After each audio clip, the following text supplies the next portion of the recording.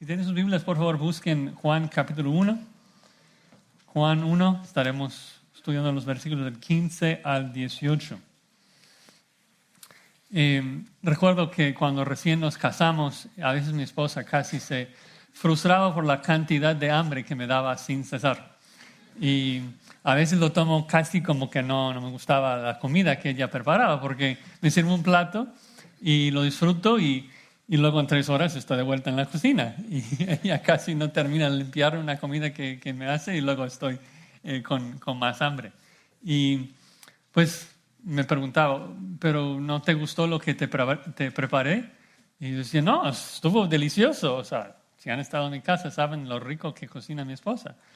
Entonces estoy en la cocina y digo, entonces, si te gustó, ¿por qué haces aquí?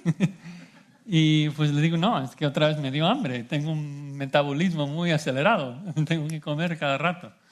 Y el punto es de que existe una diferencia entre calidad y suficiencia. Una gran diferencia. Algo puede ser muy bueno, pero si no es eternamente suficiente, siempre tendrá la necesidad de tener más. Esta comida es buenísima, pero en 4 horas voy a necesitar otra. Esta bebida es buenísima, pero en 4 horas voy a tener sed de nuevo. No hay nada mal con la bebida, puede ser tu favorita, lo mejor, pero ya que no es suficiente para satisfacer tu sed por siempre, siempre vas a necesitar más. Y por este principio, no podemos solamente exaltar la perfección de Cristo. También tenemos que exaltar su suficiencia. Porque Cristo puede ser perfecto, pero si no es suficiente, habrá la necesidad de cumplir lo que falta con algo más. El católico se une a nuestras voces al decir que Cristo es perfecto, que es bello, que es hermoso. El falso se junta a nosotros en exclamar las excelencias de la cruz y la resurrección. Pero la pregunta es si ese Cristo es suficiente. Si es suficiente. Si es suficiente para salvarte y preservarte. O si tú vas a hacer que añadirle algo más. ¿No? Si habrá otra necesidad. Los falsos siempre presentan a Cristo como excelente, como lo mejor. Pero siempre necesitas a Cristo y también a ellos. Cristo más sus visiones, sus sueños. Cristo más tus propios esfuerzos. Cristo más la ley. Pero si necesitas a Cristo más algo, es que Cristo no es suficiente. Y por ende no sería el Cristo de la Biblia. Porque el Cristo de la Biblia es suficiente. Es un manantial, una fuente eterna de agua que te satisface siempre.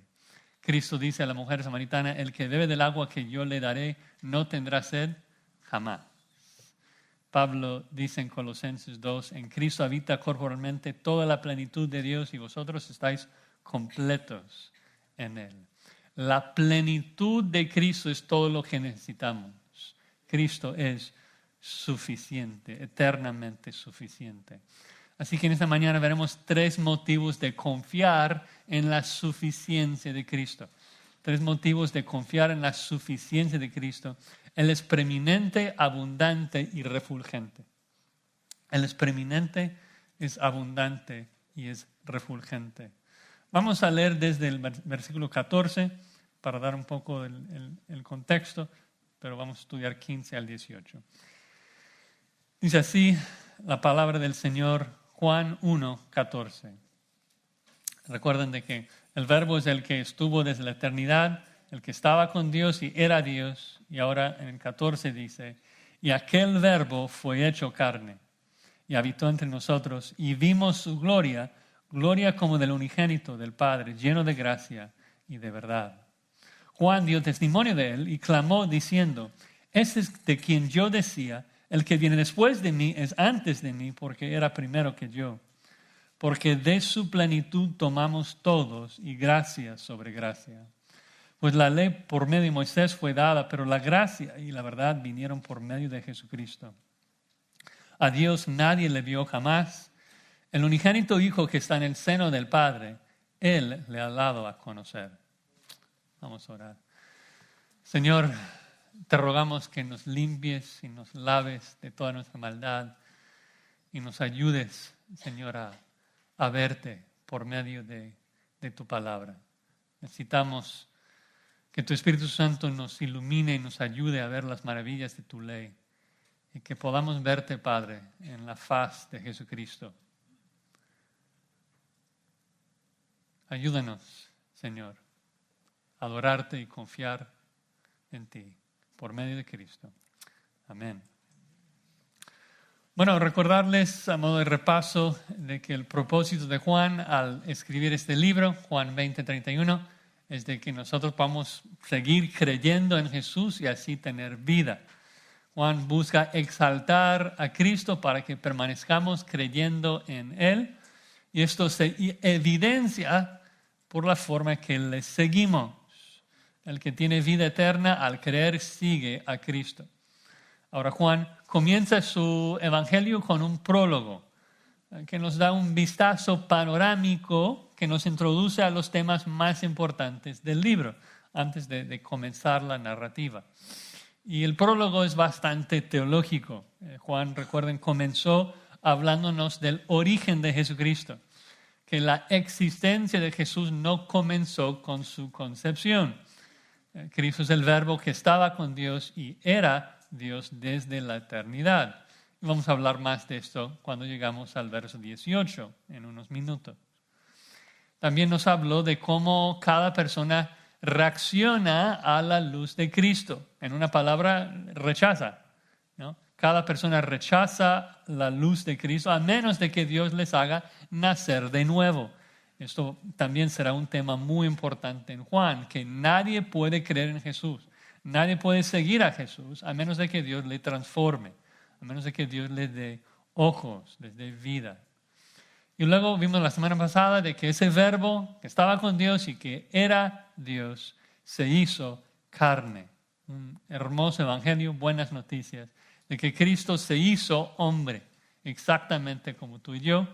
Habitó acá, cumplió la ley por nosotros y vemos toda la gloria de Dios en la faz de Jesucristo. Toda la gracia, toda la verdad de Dios lo vemos en Cristo. Él es lleno de la gracia y verdad de Dios. Eso es lo que Juan quiere hacer, es exaltar, poner en alto a Cristo, las perfecciones de Cristo, para que creamos en Él y le sigamos. Él es suficiente. El primer motivo que nos da en el verso 15 es de que Cristo es preeminente, es de más alto rango, tiene toda autoridad para darnos lo que Él desea, lo que nosotros necesitamos.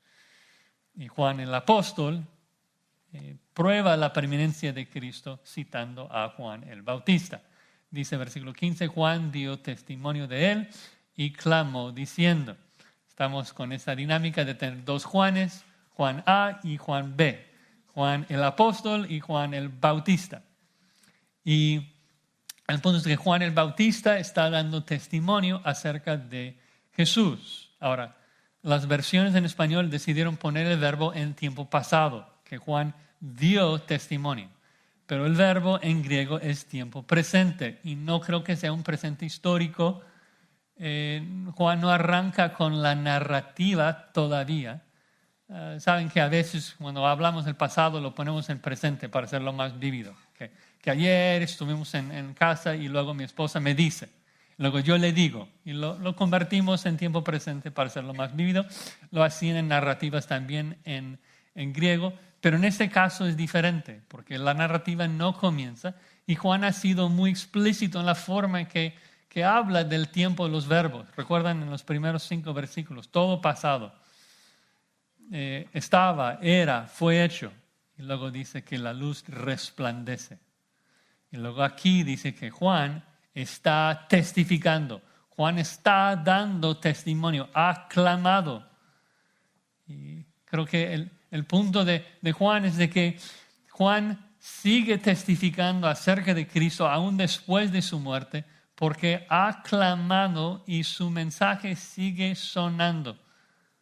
Si Juan dijo la verdad, entonces el Mesías ya vino, ¿no? Porque Juan, su mensaje era, yo soy el precursor, yo vivo para señalar al Mesías. El Mesías vivía en los tiempos de Juan el Bautista.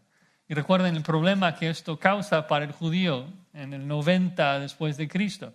que está leyendo este libro. Si Juan el Bautista era un verdadero profeta, como dijeron los judíos, entonces el Mesías ya vino, ¿no? ¿Y cuál fue ese mensaje de Juan? Bueno, vamos a estudiar el mensaje de Juan en los versículos del 19 a 40. Pero aquí en el prólogo, Juan el apóstol condensa, resume el mensaje así. Dice, ese es de quien yo decía, el que viene después de mí es antes de mí porque era primero que yo. Dice, ¿qué es esto? Bueno, la idea es de que Juan está diciendo que Jesús, el que viene después de mí, porque Jesús nació después de Juan, dice, es antes de mí en rango, es preeminente, es mayor que yo. ¿Y por qué? Porque existía primero que yo, existía antes. El que viene después de mí, el que nació después de mí, es de un rango mayor que yo porque existió antes de mí, ¿no? Juan el apóstol está otra vez probando la preexistencia de Cristo, su eternidad, ¿no? Dice que la persona de Cristo nació después de Juan el Bautista acá en la tierra, pero es mayor que Juan porque existía aún antes de su nacimiento. Cristo es la única persona en la historia que existió antes de su concepción. Y no es porque tiene una humanidad eterna, no. Su naturaleza humana es temporal, pero su naturaleza divina es eterna. Cristo es una sola persona con dos naturalezas, ¿no? Y aunque su humanidad fue concebido después de Juan, su deidad existía antes de Juan. El Verbo eterno se hizo carne. Y esa primera frase también, el que viene, es interesante. A lo mejor no lo vemos a primera lectura, pero esa frase, el que viene, es un título mesiánico que los lectores originales hubieran reconocido. El que viene. Hay muchas citas del Antiguo Testamento que predicen el Mesías con ese título, el que viene.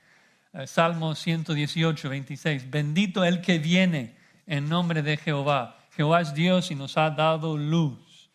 Entonces Juan nos está diciendo que Jesús es la luz que viene para resplandecer al mundo. Y sí, básicamente desde Génesis 3:15 estamos esperando el que viene para matar a Satanás. Si piensas en las promesas mesiánicas famosas de la Biblia, del Antiguo Testamento, te das cuenta de que ese verbo venir o enviar van a estar presentes. Zacarías, para darles un par de ejemplos nada más. Zacarías 9:9. Alégrate mucho, hija de Sión, da voces de júbilo, hija de Jerusalén. He aquí, tu rey vendrá a ti, justo y salvador. Daniel 7. Miraba yo en la visión de la noche, y aquí con las nubes del cielo venía uno como un hijo de hombre que vino hasta el anciano de días. Y hay muchas citas más, no hay tiempo para leerlas, pero el punto es de que desde el Antiguo Testamento estamos esperando el que viene y sigue así hasta el día de hoy, ¿no? Que Cristo es el que viene. Y como ellos en el Antiguo Testamento esperaban a Cristo en su primera venida, nosotros lo esperamos en su segunda venida. Cristo es el que viene. Apocalipsis 22:20. Cristo dice, aquí yo vengo pronto y mi galardón conmigo para recompensar a cada uno según su obra. Soy el alfa, la omega, el principio, el fin, el primero y el último.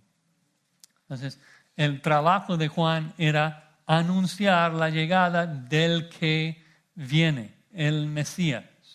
Y probablemente el texto más importante que habla de esto se encuentra en Malaquías 3. Si quieren acompañarme un segundo. Malaquías capítulo 3. Un texto hermoso que habla tanto de Juan como de Jesús, Juan el Bautista y Jesús. Dice Malaquías 3:1. He aquí, yo envío mi mensajero. Y esto es Juan el Bautista. Dios está hablando y dice, aquí yo envío mi mensajero, Juan el Bautista, el cual preparará el camino delante de mí. Entonces, ¿quién habla?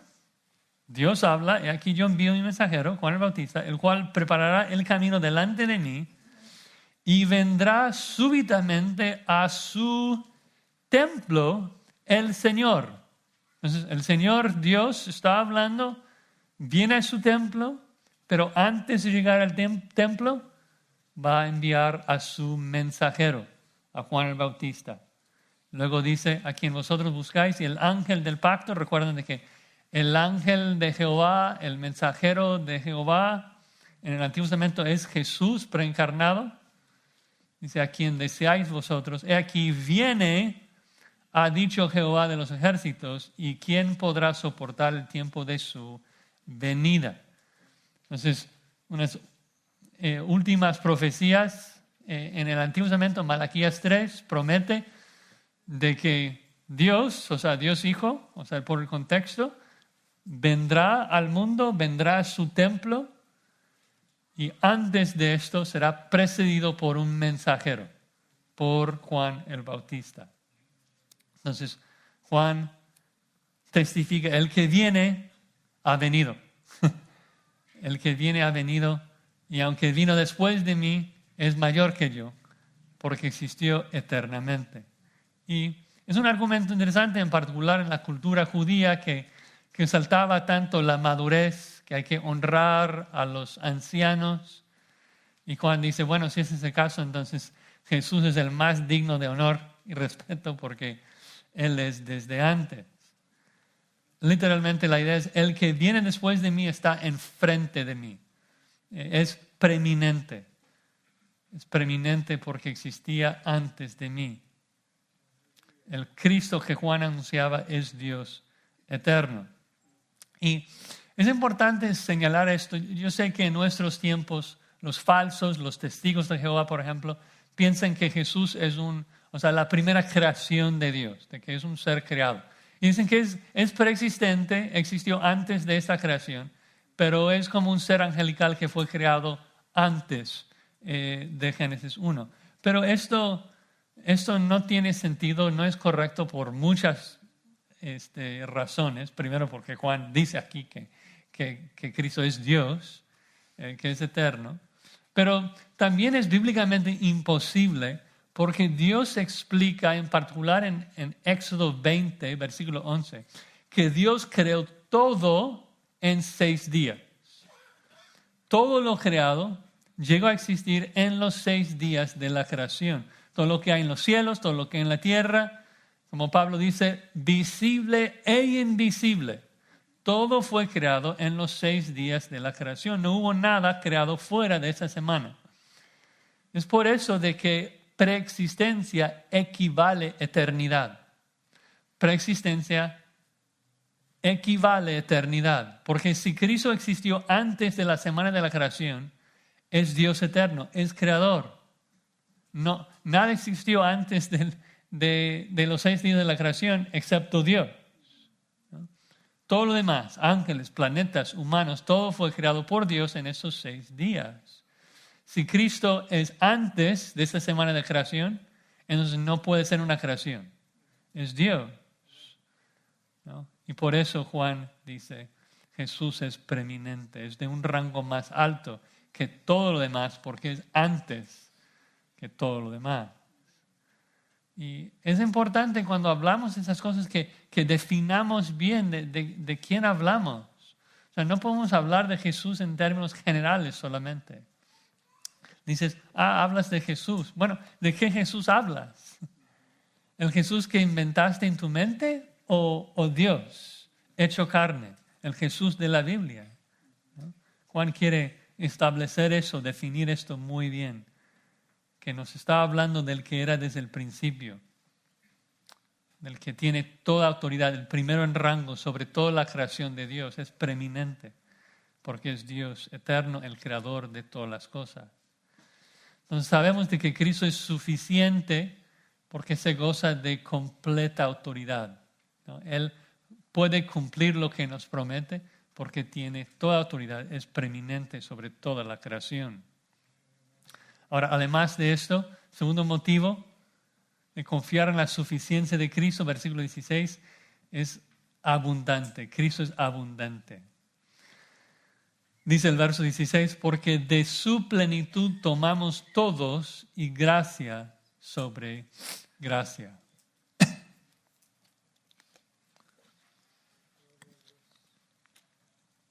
Ahora, esa palabra plenitud es interesante. Tal vez a primera vista estás pensando que plenitud significa que Cristo está lleno, como un vaso lleno, y de su vaso lleno nosotros todos tomamos. Puede ser así, o sea, se usa así de vez en cuando. Marcos 8:20, la palabra se usa para describir a las canastas llenas por los panes que Cristo creó para alimentar a las multitudes. Pero el diccionario también dice que la palabra significa lo que llena, lo que completa. Se usa así en Marcos 2:21, por ejemplo, para describir el remiendo que completa un vestido roto.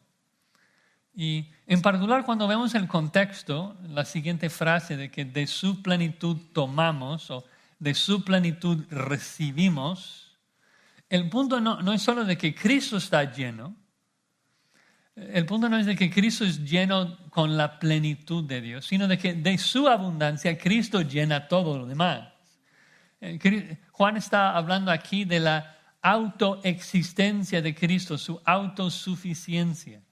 Recuerden que Juan ya mencionó esto en el verso 4, Juan 1:4, de que Cristo tiene vida en sí mismo, de que Cristo tiene tanta vida de que Él rebosa de vida y da vida y luz a toda su creación. Toda la creación depende de la vida que Cristo da. Recuerden Juan 1:4, en Él estaba la vida y su vida es la luz de los hombres. Juan 5:26, el Hijo tiene vida en sí mismo. Y esto es cierto para toda la creación, de que Cristo es Dios y de Él da vida a todos. Pablo en Hechos 17 dice que Dios no necesita nada, pues Él es quien da a todos vida y aliento y todas las cosas. Pero aunque es cierto de que Cristo da vida y da gracia común a todo ser humano y a toda su creación, creo que por el contexto y el hecho de que enfatiza de que recibimos gracia sobre gracia, Juan no habla tanto de la gracia común de Dios, sino de la gracia especial de Dios, de la vida eterna que los creyentes recibimos en Cristo. Y esto va a ser también un tema muy central en Juan, de la vida abundante, la vida eterna que los creyentes tenemos en Cristo. Es una vida que abunda. Juan 4:14, Jesús hablando con la mujer samaritana. El que bebiere del agua que yo le daré no tendrá sed jamás, sino que el agua que yo le daré será en él una fuente de agua que salte para vida eterna. Nuevamente en Juan 6:35, Jesús les dijo, yo soy el pan de vida. El que a mí viene nunca tendrá hambre y el que en mí cree no tendrá sed jamás. Otra vez en Juan 7, versículo 37. En el último y gran día de la fiesta, Jesús se puso en pie y alzó la voz diciendo, si alguno tiene sed, venga a mí y beba.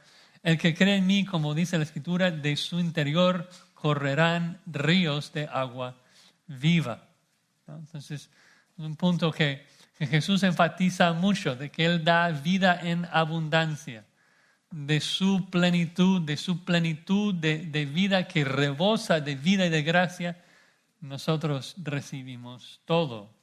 Sin Él no tenemos nada. Con Él recibimos gracia sobre gracia. Literalmente en griego dice gracia en vez de gracia. Bueno, forma extraña de decirlo, porque, bueno, es de que es gracia más gracia y gracia. Luego, después de recibir gracia, lo que reemplaza la gracia es más gracia. ¿No? De su plenitud recibimos gracia sobre gracia sobre gracia. No hay gracia fuera de Cristo, pero en Cristo hay gracia sobre gracia. La vida, la salvación, todas las bendiciones en los lugares celestiales son nuestros en Cristo. Que Cristo es tan abundante, tan suficiente, ¿no? Él da vida en abundancia. Y Pablo hace esa misma conexión, si quieren buscar conmigo Colosenses 2, ya lo mencioné, pero probablemente es el texto que más claramente habla de la suficiencia de Cristo en toda la Biblia. En Colosenses capítulo 2, Pablo está confrontando a los falsos maestros que estaban diciendo, que necesitas a Cristo más el duro trato del cuerpo, necesitas cumplir con la ley, no comer ciertas cosas, muchos ritos. Y Pablo tumba todos esos argumentos en Colosenses 2:9.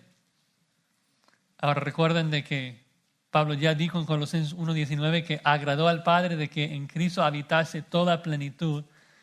Y ahora en Colosenses 2:9 dice lo siguiente: porque en Cristo habita corporalmente toda la plenitud de la deidad, y vosotros estáis completos en Él, que es la cabeza de todo principado y potestad.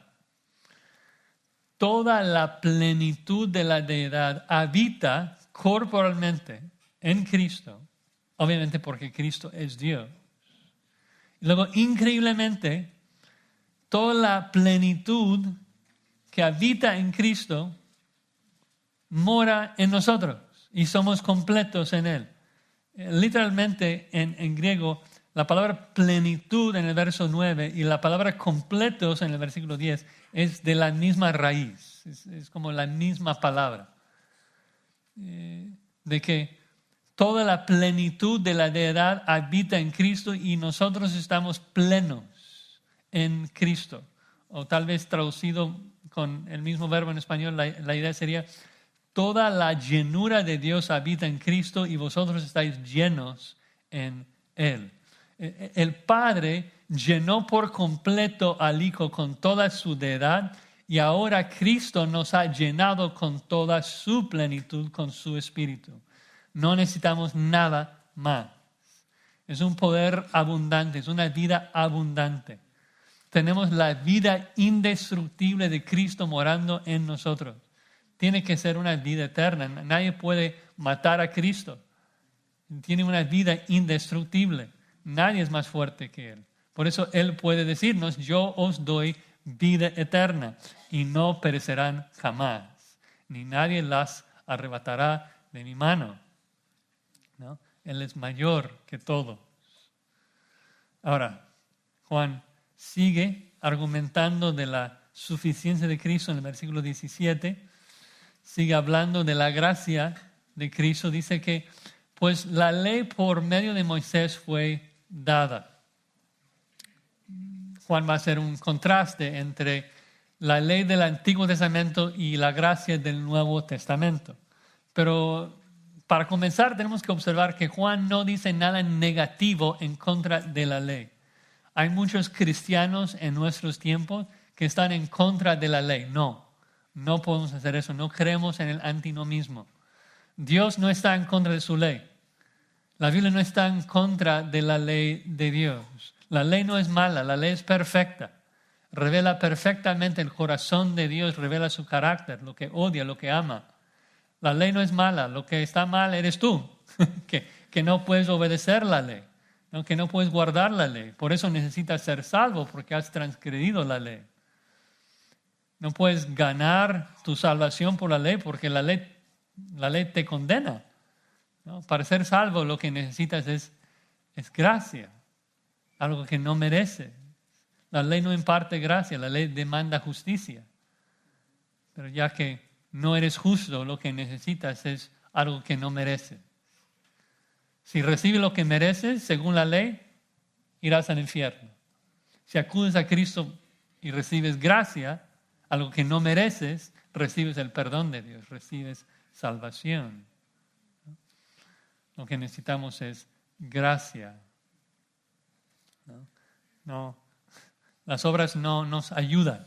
Las obras de la ley no nos ayudan, ¿no? Porque no hay salvación por medio de la ley. Nuestra única esperanza es acudir a la gracia de Jesucristo para recibir salvación. Entonces Juan agrega: pero la gracia y la verdad vinieron por medio de Jesucristo. Otra nota interesante aquí de que el verbo vinieron es el mismo verbo que hemos visto ya varias veces en este capítulo, llegó a ser. En el 1 al 5, la creación llegó a existir por medio de Cristo. La gracia llegó a existir por medio de Cristo. La gracia no existe fuera de Cristo. La verdad no existe fuera de Cristo. La gracia llegó a existir por medio de Cristo. Y Juan por primera vez en su libro menciona el nombre Jesús para hacerlo más enfático. El favor inmerecido de Dios no existe sin Cristo, no existe sin su cruz. Todos estaríamos en el infierno si no fuera por Cristo y su cruz. No conoceríamos ningún atributo de Dios, ni su gracia ni su verdad, si no fuese por Cristo. Y esto va a ser el último punto, de que Dios es invisible y la única manera de conocerlo y verlo es en el rostro de Cristo, que revela todos sus atributos. Pero antes de llegar, quiero tocar un punto que a veces confunde, que parece que Juan está diciendo de que en el Antiguo Testamento hubo ley y ahora hay gracia. Es como que, pero ¿cómo es de que Abraham fue salvo o Moisés fue salvo si no hubo gracia hasta que llegó Cristo? Y lo que pasa es de que Dios es eterno. Y lo que Pablo explica en Romanos 3:25, no hay tiempo para buscarlo, pero Pablo explica de que en el Antiguo Testamento Dios pasó por alto a sus pecados con la vista en la cruz. Es decir, que todos somos salvos de la misma manera, por fe en el Mesías venidero, todos salvos por la cruz, los santos del Antiguo Testamento viéndolo en el futuro y nosotros viéndolo en el pasado, pero también esperando un Mesías que va a regresar, ¿no? La gracia de Dios llegó a todos por medio del mismo Cristo. Y es una gracia abundante. Y la razón que veo gracia futura aún para nosotros es que esa frase, gracia sobre gracia, no es solamente con la vista a gracia pasada. O sea, si Juan dice recibimos gracia sobre gracia, el punto es de que si hoy recibimos gracia, ¿qué vamos a recibir mañana? Más gracia. Y en el futuro, gracia y más gracia. Porque Cristo abunda de gracia, Cristo tiene gracia de más. Y Juan sabe de que la futura gracia de Dios es un fuerte motivo para obedecer y seguir a Jesucristo. Recuerden ahí en Hebreos 11, el autor de Hebreos explicándonos cómo es de que Moisés pudo desechar todas las bendiciones de los egipcios y escogerse el maltratado con los hebreos. ¿Era por qué? Porque tenía puesta la mirada en el galardón, ¿no? En la gracia que iba a recibir con el pueblo de Dios en el futuro. La abundante gracia de Cristo es lo que nos lleva a sus pies en adoración, a creer en Él, a confiar en Él, a seguirle. La abundante gracia de Cristo es lo que nos mantiene, ¿no? Por eso necesitamos la gracia de Dios todos los días. Y su gracia es suficiente. Su gracia es mayor para salvarnos, para preservarnos y para darnos vida eterna. Bueno, por último, tercer motivo de confiar en la suficiencia de Cristo, Él es refulgente. Versículo 18. Hermoso. A Dios nadie le vio jamás. Ahora, Juan acaba de decir de que la gracia y la verdad nos llegaron mediante Cristo. Les expliqué la semana pasada que entiendo que esa frase gracia y verdad es un resumen de todo el carácter de Dios, como vimos en Éxodo 34. De que en Éxodo 34, lo vamos a leer en un momento, Dios revela su nombre con gracia y con verdad. De hecho, busquémoslo de una vez. Éxodo 34. Voy a leer un poquito desde el 33 para darnos el contexto, porque Juan seguramente está pensando en este pasaje, porque no solamente menciona gracia y verdad, también menciona de que nadie puede ver a Dios. El pasaje donde vemos esto es Éxodo 33. Entonces voy a leer Éxodo 33, 18, donde Moisés se atreve a decirle a Dios: te ruego que me muestres tu gloria. Y Dios le respondió en el 19, yo haré pasar todo mi bien delante de tu rostro y proclamaré el nombre de Jehová delante de ti. Tendré misericordia del que tendré misericordia, seré clemente para con el que seré clemente.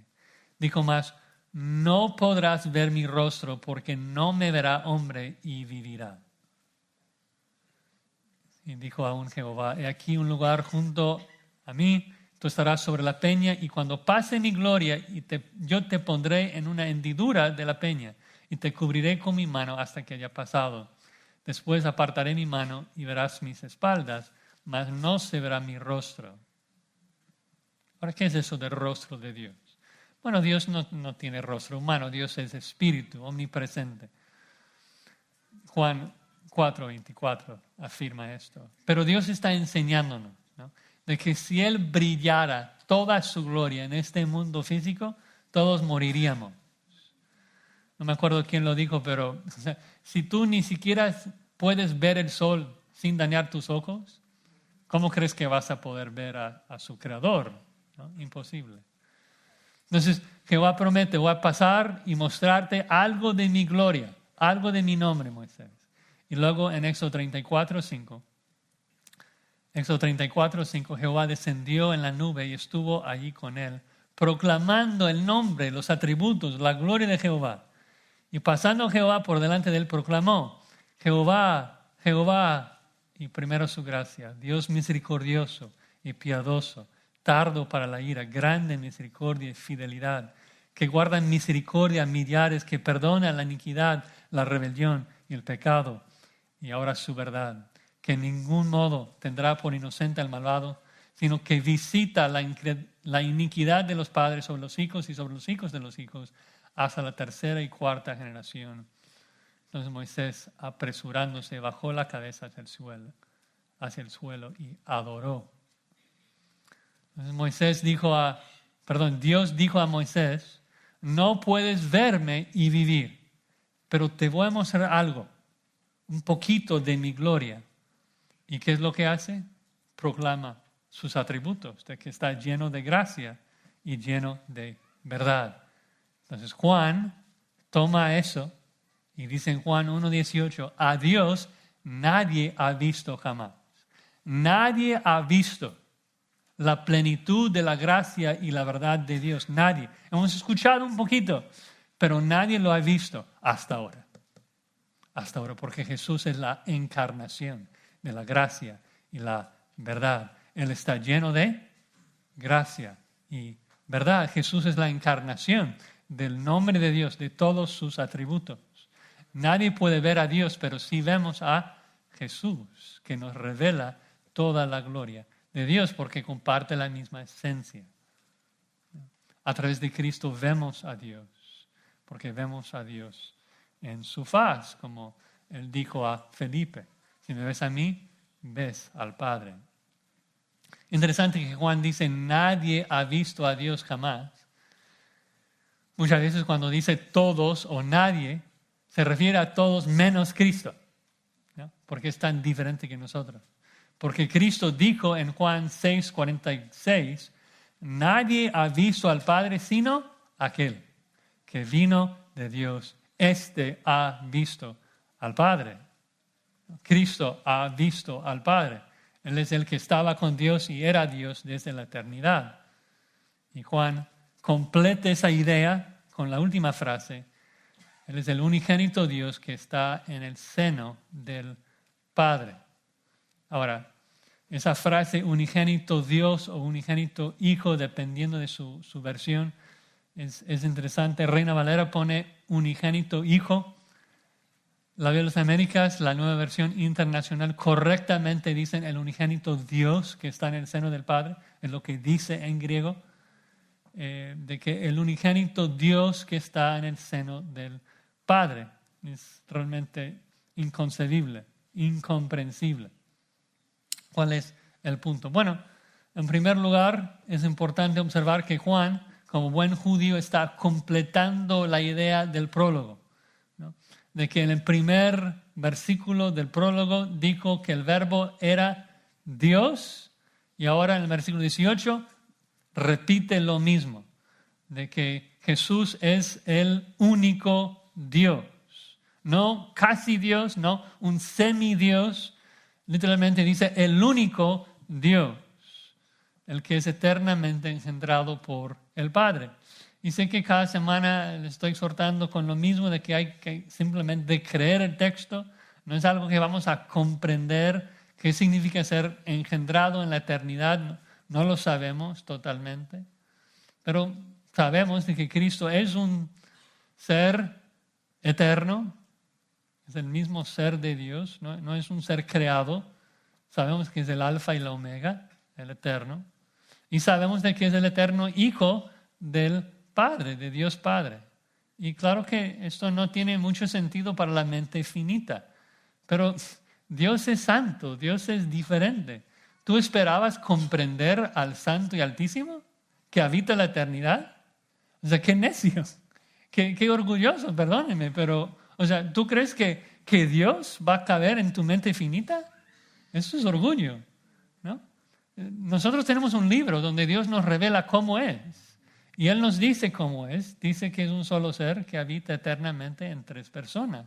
De que Jesús es el que estaba con Dios y que era Dios. Y como vimos en Juan 1:1, ese principio de Jesús es Dios y que estaba con Dios, que Jesús es Dios porque es el mismo ser y estaba con Dios porque es otra persona distinta. Juan hace lo mismo en el verso 18, de que lo llama Dios, el único Dios, es Dios, pero no es la misma persona del Padre. ¿Por qué? Porque dice que el unigénito Dios está ¿dónde? En el seno del Padre, una persona distinta. Es Dios y está en el seno del Padre. ¿Cómo funciona esto? Es difícil. Por eso cristianos hemos inventado esa palabra Trinidad para describir lo que está diciendo. Que Cristo es el único Dios y al mismo tiempo está en el seno del Padre. Es el mismo ser, personas diferentes. Ahora, ¿qué significa esto en el contexto de que Jesús está en el seno del Padre? Bueno, puede ser literal. Se usa así en Juan 13:23, de que Juan estaba recostado en el pecho, en el lado de Cristo. Pero también podría ser metafórico. Se usa así en varios lugares de la Escritura. Describe un bahía en Hechos 27, un lugar de refugio. También se usa para describir el pliegue de una túnica en Lucas 6:38. La idea es de que Cristo está guardado dentro de Dios, dentro de la esencia de Dios. Dios lo ha plegado dentro de sí mismo. Son personas distintas, pero comparten la misma esencia. Y este Dios, Jesucristo, que está en el seno del Padre, tiene una sola misión, una misión singular en esta creación. Tal vez cuando piensas en la misión de Jesucristo, ¿estás pensando en la cruz o en la salvación? No. La misión del Hijo es esto: revelar al Padre. Revelar al Padre. Termina el versículo 18. Él le ha dado a conocer. El único Dios que está en el seno del Padre tiene una misión, y es de revelar al Padre. El verbo en griego allí es donde sacamos nuestra palabra exégesis, que Cristo ha explicado al Padre. Cristo lo ha revelado. Cristo lo ha dado a conocer. Cristo es la revelación del Padre en este mundo físico. Es la imagen visible del Dios invisible, como cantamos. Cristo es el resplandor de la gloria de Dios. Como no puedes ver el sol porque está a 150 millones de kilómetros de nosotros, pero sí ves los rayos que resplandece el sol. No podemos ver a Dios, pero sí vemos su resplandor. Sí vemos a Cristo. Y en Cristo vemos toda la deidad de Dios, porque Cristo explica y revela al Padre. Otra manera de pensarlo sería así: ¿qué es lo que Juan quiere para nosotros? ¿Por qué escribe el libro? ¿Qué busca Juan? Bueno, dices creer en Él, creer en Cristo. Bueno, ¿con qué fin? ¿Por qué quiere que creamos en Cristo? Para que tengamos vida, para que tengamos vida eterna. Ok, ¿qué es esto? ¿Qué es tener vida eterna? Juan 17:3. Cristo dice: esta es la vida eterna, que te conozcan a ti, el único Dios verdadero. Entonces la vida eterna es conocer a Dios. Por eso Cristo es suficiente. ¿Por qué? Porque Él es quien da a conocer a Dios. Él es quien da vida eterna, porque la única manera de tener vida eterna es conocer a Dios, y la única manera de conocer a Dios es Jesucristo. Él es quien lo ha dado a conocer. No hay otra alternativa. No hay otra manera de conocer al Dios invisible. Nadie, exactamente nadie, ha visto a Dios, jamás. El único que le puede dar a conocer es Jesucristo, el que estaba con Dios y es Dios por toda la eternidad. Es el único que lo puede revelar. Si la vida eterna es conocer a Dios, Cristo es todo lo que necesitamos, porque Él es quien nos da a conocer. Él es suficiente, hermanos, totalmente suficiente, ¿no? Es el único. Él es preeminente, tiene toda autoridad. Es de un rango más alto que todo ser humano porque es antes de todo ser humano, es eterno. Tiene toda autoridad. También es abundante, rebosa de gracia. Tiene gracia extra, por decirlo así. Es una fuente interminable de gracia.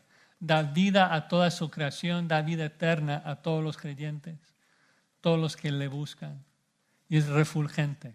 Revela a Dios, da a conocer a Dios. ¿Qué más necesitas?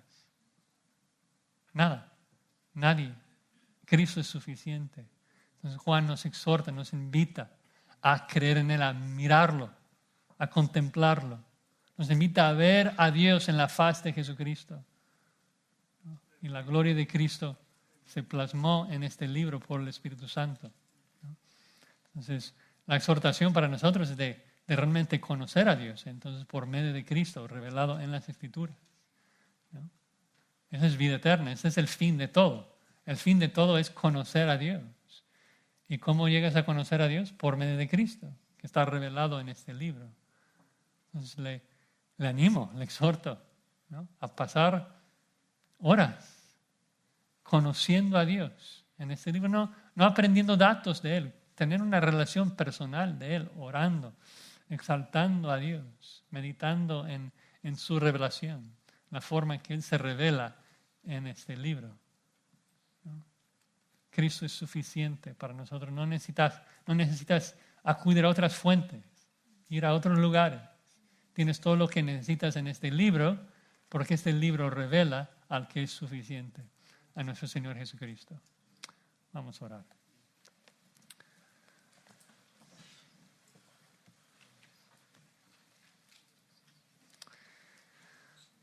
Padre, te alabamos por esta preciosa revelación. Gracias por dejarnos este libro. Gracias por tu Espíritu que lo escribió, revelando todas las perfecciones de Cristo, porque en ellas vemos a ti, Padre, el Dios invisible. Ayúdanos, Señor, a confiar y creer más en Cristo, en su suficiencia, a depender solamente de Él. Ayúdanos a dejar de confiar en nuestras propias obras, de nuestros propios esfuerzos, y caer solamente en los pies de Cristo, pidiendo y suplicando que Él nos llene de su suficiencia y que Él nos ayude a seguirle, a tomar nuestra cruz y seguirle todos los días de nuestra vida. Gracias, Señor, por todo lo que haces en nuestras vidas. Si hay alguien aquí que no te conoce, que no tiene vida eterna, oramos, Señor, que tú les hagas nacer de nuevo, que les des vida, que puedan abandonar su pecado y buscar a Cristo. En su nombre oramos. Amén.